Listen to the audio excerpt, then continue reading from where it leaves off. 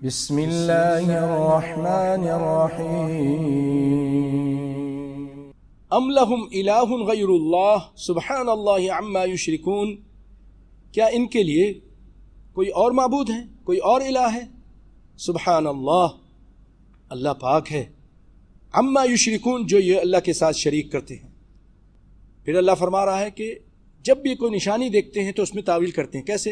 وَإِن يَرَوْا كِسْفًا مِّنَ السَّمَاءِ، اگر یہ لوگ دیکھ لیں آسمان سے کوئی ٹکڑا گرتا ہوا دیکھ لیں، کسفن ٹکڑا کہتے ہیں، من السماء آسمان سے، ساقطن گرتا ہوا، یقولوا سحاب مرکوم، تو یہ لوگ کہتے ہیں کہ یہ تو تہ بتہ بادل ہے، بادل آ رہا ہے اور بارش ہوگی۔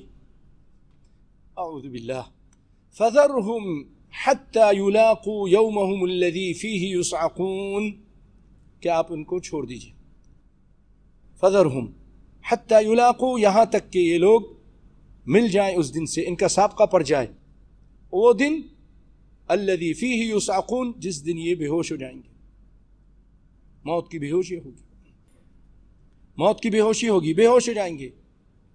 یوم لا یغنی عنہم کیدہم شیئا ولا ہم ینصرون، اور اس دن ان کو کوئی فائدہ نہیں دے گا ان کا مکر۔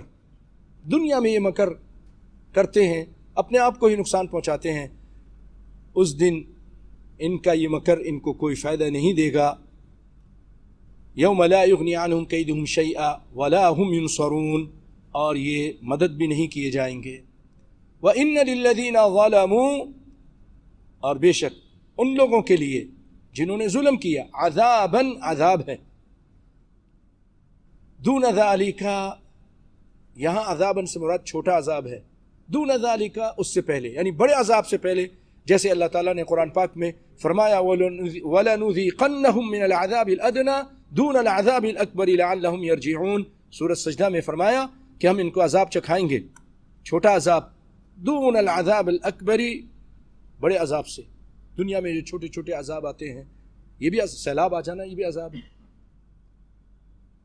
جو آج کل آیا ہمارے گناہوں کی وجہ سے۔ آپ دیکھیں کتنی گاڑیاں بہہ کے چلی گئیں، کتنے لوگ مر گئے، کتنی کھیتیاں تباہ ہو گئیں، لیکن ہم وہ جو ٹیکنیکی غلطیاں نکالتے رہتے ہیں، یہ بند ٹوٹ گیا جی اس لیے ایسا ہو گیا، کس نے توڑا بند؟ اللہ تعالیٰ نے۔ اتنا زیادہ پانی کہاں سے آ گیا؟ اللہ نے برسا دیا۔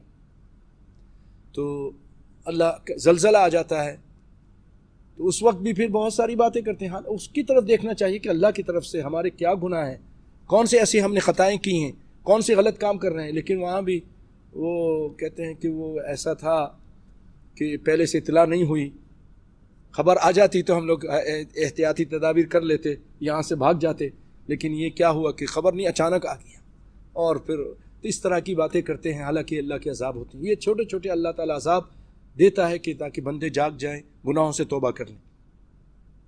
وَلَكِنَّ أَكْثَرَهُمْ لَا يَعْلَمُونَ، لیکن اکثر لوگ نہیں جانتے۔ وَاصْبِرْ لِحُكْمِ رَبِّكَ، آپ اپنے رب کے حکم کے لیے، اے محمد صلی اللہ علیہ وسلم، اس حکم کے واسطے آپ صبر کیجئے۔ فَإِنَّكَ بِأَعْيُنِنَا، آپ ہماری آنکھوں کے سامنے ہیں، ہمیں اس سے پتہ چلا کہ اللہ کی آنکھیں بھی ہیں، اللہ کی ہاتھ بھی ہیں، جس چیز کا قرآن میں اور حدیث میں ذکر آیا ہم اس کو مانتے ہیں۔ اب وہ کیسی ہیں اس کا علم نہیں ہے، رسول اللہ نے نہیں بتایا، ہمیں نہیں معلوم، لیکن جو صحابہ کرام کا جو عقیدہ تھا وہ یہی تھا کہ اللہ کے ہاتھ ہیں، اللہ کی پنڈلی ہے، اور ایک حدیث میں قدم کا ذکر آیا ہے کہ اللہ تعالیٰ جہنم پہ اپنا قدم رکھ دے گا، اس کے قدم کا ذکر ہے، اس کے سمیع ہے، بصیر ہے، لیکن کیسا ہے یہ اللہ جانتا ہے، ہم اس پر ایمان رکھتے ہیں، اس کی کیفیت ہم کو نہیں معلوم ہے۔ تو فَإِنَّكَ بِأَعْيُنِنَا وَسَبِّحْ بِحَمْدِ رَبِّكَ، اور آپ تسبیح کیجئے اپنے رب کے حمد کے ساتھ، حین تقوم، جب صبح اٹھیں آپ، وَمِنَ اللَّيْلِ، اور رات کے ٹائم بھی آپ اس کی تسبیح کیجئے، وَإِدْبَارَ النُّجُومِ، کب کہ ستاروں کے ڈوبتے وقت بھی، اس ٹائم رات کو بھی تسبیح کیجئے اور ستاروں کے ڈوبتے وقت بھی۔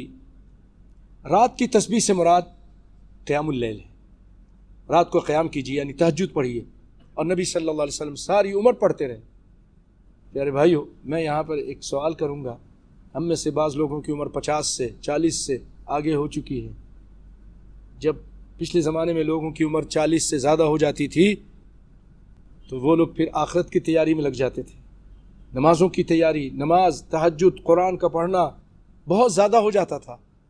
لیکن ہم ابھی بھی بعض لوگ ہم 50 کے ہو گئے ہیں لیکن تو ان کی تہجد پڑھنے کی عادت نہیں عادت. ڈالی عادت. شروع میں اگر مشکل ہے تو 3 رکعت پڑھ لیجئے، زیادہ مشکل ہے 1 پڑھ لیجئے، 1 بھی ہے، حدیث سے ثابت ہے. اور 3 پڑھیں تو کچھ دن کے بعد اللہ توفیق دے گا، آپ 7 بھی پڑھ لیں گے، 5 بھی پڑھ لیں گے، پھر 11 تک آپ اس کو پہنچا دیجئے. نبی صلی اللہ علیہ وسلم 11 تک پڑھتے تھے. جیسے جیسے آگے عمر ہو رہی ہے اتنے ہی آگے اللہ کے قریب ہو رہے ہیں، یعنی موت کا وقت قریب آ رہا ہے، اللہ سے ملاقات ہونے والی.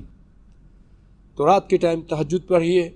وَمِنَ اللَّيْلِ فَسَبِّحْ وَإِدْبَارَ النُّجُومِ، اور اس وقت بھی جب ستارے ڈوبتے ہیں اس وقت بھی وہ فجر کی سنتیں ہیں جس کے بارے میں آپ صلی اللہ علیہ وسلم فرماتے ہیں صبح کی 2 رکعتیں دنیا و ما فیہا سے بہتر ہیں.